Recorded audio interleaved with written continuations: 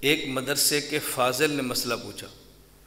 یہ بات ذہن میں رکھ لیں، میں کسی بھی جماعت کی تردید یا تائید پہ بات نہیں کر رہا۔ بس اوقات بعضوں کا ذہن بنتا ہے کہ مولانا صاحب فلاں جماعت کے مخالف ہے، میں مخالفت نہیں کر رہا۔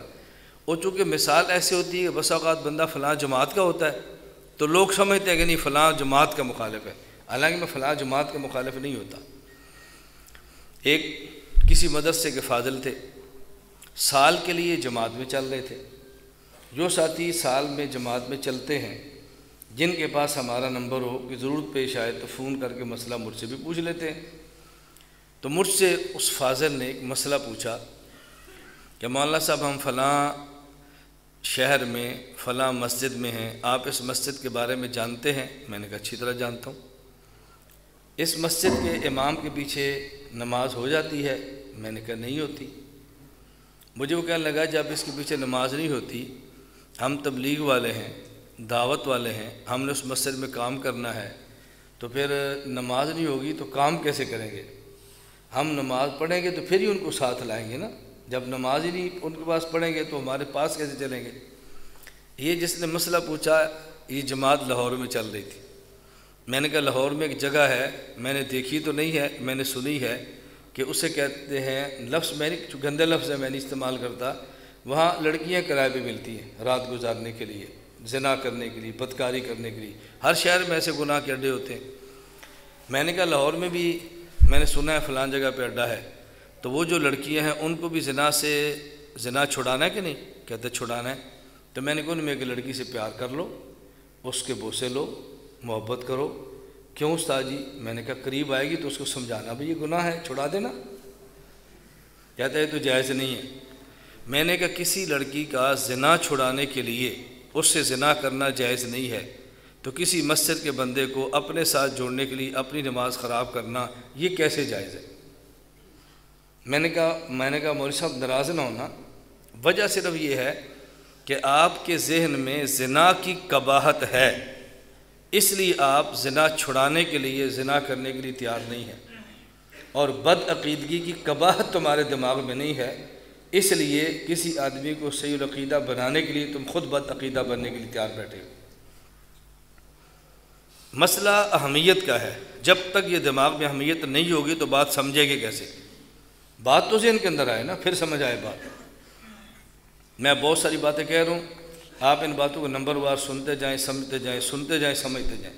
میں آخر میں ایک مسئلہ سمجھاؤں گا، پہلے مثالیں ذہن میں لاتے جائیں تاکہ بات اچھی طرح ہمیں سمجھ آئے۔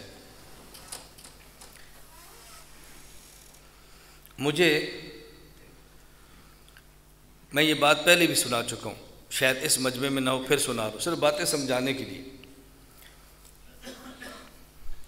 ایک جگہ پر میں اپنے تبلیغی دورے پر گیا۔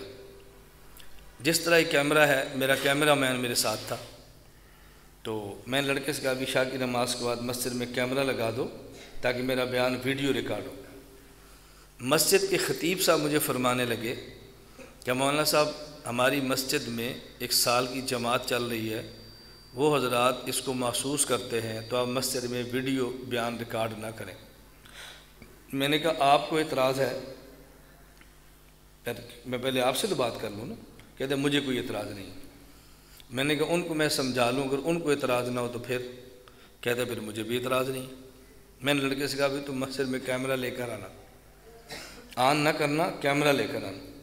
میں ممبر پر بیٹھ گیا، کیمرہ سامنے فٹ ہو گیا۔ میں نے کہا بھی اس کو بند رکھو، سٹارٹ نہیں کرنا۔ سامنے جماعت کے حضرات بیٹھے تھے۔ میں نے ان سے پوچھا بھئی آپ حضرات تو کشمیر کے نہیں ہیں، آپ تو پنجاب کے ہیں، تو یہ آپ یہاں کشمیر میں کیوں ہیں؟ ان حضرات نے کہا جی ہماری سال کی جماعت ہے اور اس نے بیرون جانا ہے، پاسپورٹ ہم نے ایمبیسی بھجوائے ہیں، ویزا لگ کر آئے گا تو ہم چلے جائیں گے، اور جب تک ویزا لگ کے نہیں آتا تب تک ہمیں رخ دیا کشمیر کے فلاں علاقے میں ہم نے کام کرنا ہے۔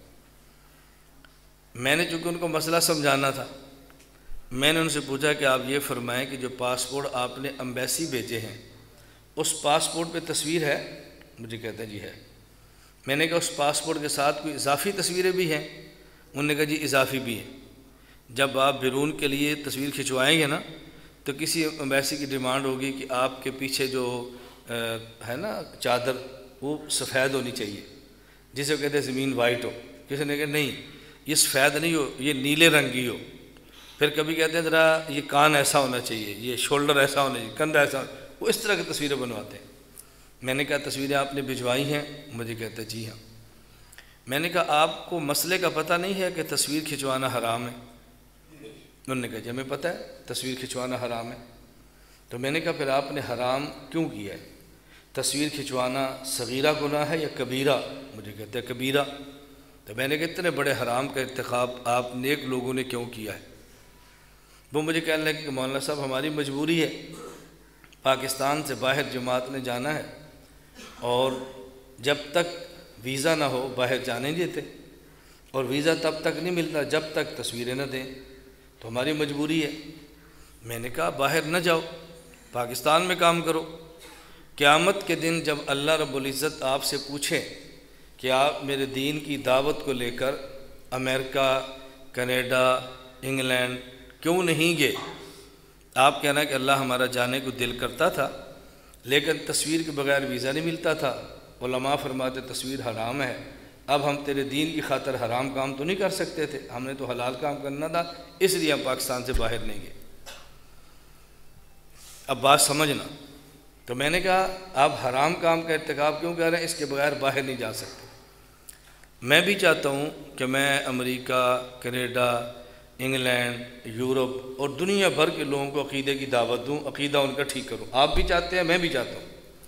میں نے کہا باہر کیوں جا رہے ہیں؟ آپ نے دعوت کفار کو دینی ہے مسلمانوں کو؟ کہا جی مسلمانوں کو۔ میں نے کہا اس کا معنی عقیدے کی دعوت نہیں دینی، آپ نے اعمال کی دعوت دینی، نماز پڑھا کرو، روزے رکھا کرو۔ میں نے کہا آپ کی محنت اعمال کی ہے، میری محنت عقائد کی ہے، تو آپ بتائیں عقائد کی محنت اہم ہوتی ہے یا اعمال کی؟ انہوں نے کہا جی عقائد کی اہم ہوتی ہے۔ میں نے کہا آپ اعمال کی محنت کے لیے باہر جانا چاہتے ہیں تو تصویریں کھنچوا رہے ہیں، مجھے بھی باہر جانا ہے، میرے پاس اتنا بل فرض کرایہ نہیں کہ باہر جاؤں، اتنا وقت نہیں کہ سال باہر ٹھہروں، اتنا وقت نہیں کہ میں اتنا وقت گزاروں۔ تو فکر دونوں کی ایک ہے کہ باہر دین کیسے پہنچانا ہے۔ آپ کی فکر بھی وہی ہے، میری فکر بھی وہی ہے۔ فرق کیا ہے؟ آپ نے تصویر کھنچوائی، ایمبیسی بھجوا دی، ویزا لگ گیا، باہر چلے گئے۔ میں سرگودا مرکز اپنے میں بیٹھتا ہوں یا کشمیر آپ کے مسئلے بیٹھتا ہوں، بیان ویڈیو ریکارڈ کراتا ہوں، خود یہاں رہتا ہوں، اپنی تصویر باہر بھجوا دیتا ہوں۔ آپ کی تصویر اسلام آباد، آپ باہر جاتے ہیں، میں پاکستان، میری تصویر باہر جاتی ہے۔ اچھا بھجوائی تو دونوں نے تصویر، گیت دونوں تصویر کے ذریعے ہے نا، دعوت دونوں کی تصویر کے ذریعے پھیلی ہے۔ فرق کیا ہے؟ آپ کی تصویر خاموش ہے، میری تصویر بولتی ہے۔ میں نے کہا ان دونوں تصویروں کا حکم کیا ہے؟ وہ تصویر جو نہ بولتی ہو، وہ تصویر جو متحرک نہ ہو، وہ تصویر جو ایک جگہ کاغذ پہ جمی رہے، جو پرنٹڈ تصویر کہتے ہیں، اس کا حکم کیا ہے؟ کہتے ہیں سب حرام کہتے ہیں۔ اور میں نے کہا وہ تصویر جو حرکت کرتی ہو، کہتے ہیں اس کو ویڈیو، بعض کہتے ہیں جائز ہے، بعض کہتے ہیں ناجائز ہے۔ میں نے کہا آپ والی تصویر کو سارے حرام کہتے ہیں، میری والی کو بعض حرام کہتے ہیں، بعض نہیں کہتے، تو آپ کا گناہ بڑا ہوا اور میرا گناہ چھوٹا ہوا نا، کیونکہ میرا گناہ مختلف ہی ہو گیا، آپ کا گناہ متفق ہی ہے، متفق بھی، تو آپ کا گناہ بڑا ہے، میرا گناہ چھوٹا ہے۔ آپ کے گناہ پر پوری امت متفق ہے، میرے گناہ کو کوئی گناہ کہتا ہے، کوئی گناہ نہیں کہہ رہا، تو گناہ تو دونوں نے کیا۔ اب آپ باہر جا کر 2 بندوں کو ملتے ہیں، 10 کو ملتے ہیں، جو میں تصویر بھجواتا ہوں اس کو کتنے لوگ سنتے ہیں؟ تقریباً کوئی 88,000 کے قریب تو ہمارے فیس بک پہ لائکس ہیں، ایک اہنا میڈیا پہ۔ ہماری روزانہ اہنا میڈیا سروسز یہاں سرگودا مرکز سے چلتی ہے، یہ واٹس ایپ کے ذریعے، اس میں اس وقت جو ہمارے وہ لوگ اس کو استعمال کرتے ہیں ان کی تعداد 45,000 سے متجاوز ہے روزانہ۔ آگے گروپ در گروپ کتنے اس کو چھوڑ دیں۔ میں نے کہا آپ بتائیں، آپ نے تصویر کھنچوائی، پرنٹر کھنچوائی جس پہ اتفاق ہے حرام ہونے کا، اور دعوت دیا اپنے 10 بندوں کو۔ میں نے تصویر کھنچوائی جس پہ اختلاف ہے حرام ہونے میں، اور اس سے 10 لاکھ بندے نے سنا، تو وہ جرم تو آپ بھی کرتے ہیں، جرم میں بھی کرتا ہوں۔ آپ کا جرم بڑا ہے، میرا جرم چھوٹا ہے، تو میری تصویر ناجائز ہے، آپ کی جائز ہے۔ یہ فرق مجھے ذرا سمجھائیں۔ آپ کو بات سمجھ آ رہی ہے؟ میں نے کہا ہمیں سمجھائیں۔ جب یہ بات سمجھ نہیں آتی الجھنیں ہوتی ہے، جب سمجھ آتی ہے الجھن ختم ہو جاتی ہے۔ ایک بات میں آپ علماء سے پوچھتا ہوں، آپ کے علم میں ہمارے پاکستان کے کچھ ایسے مشائخ، آپ کے اکابر، آپ کے پیر ایسے ہیں کہ جو صرف اس وجہ سے عمرہ نہیں کرتے کہ عمرے کے لیے تصویر دینا پڑتی ہے؟ بتاؤ، جواب دو نا بھائی، کوئی ہے آپ کے علم میں؟ میرے علم میں نہیں ہے، آپ کے ہیں تو آپ بتائیں، کوئی ہے؟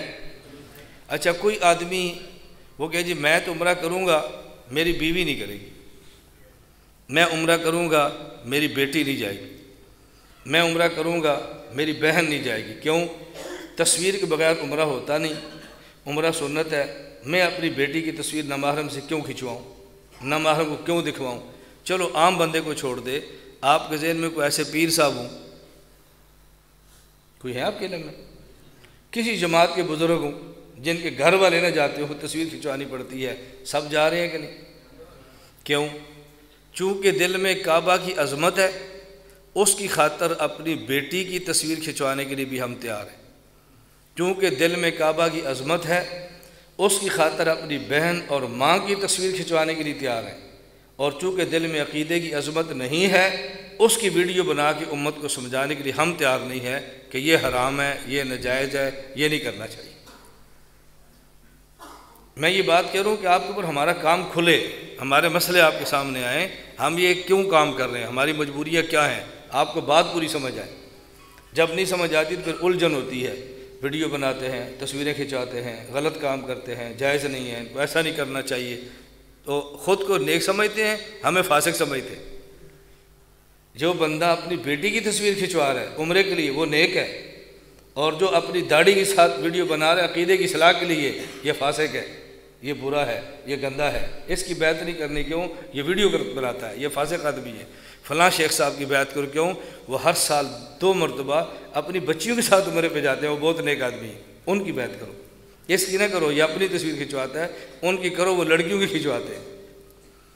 اب میں تنقید تائید کی بات نہیں کر رہا، میں آپ کا ذہن میں خود جاتا ہوں، میری بیوی نے بھی عمرہ کیا ہے، میں تصویر بھی کھنچوائی ہے، عمرے پر لے کر بھی گیا ہوں، میں طنز نہیں کر رہا، میں صرف ذہن صاف کر رہا ہوں کہ ہمارا دماغ کتنا عجیب چل رہا ہے، ہماری فکر کتنی عجیب ہے، ہماری سوچ کتنی عجیب ہے، کس رخ پہ ہم جا رہے ہیں اور ہمیں جانا کس رخ پہ چاہیے۔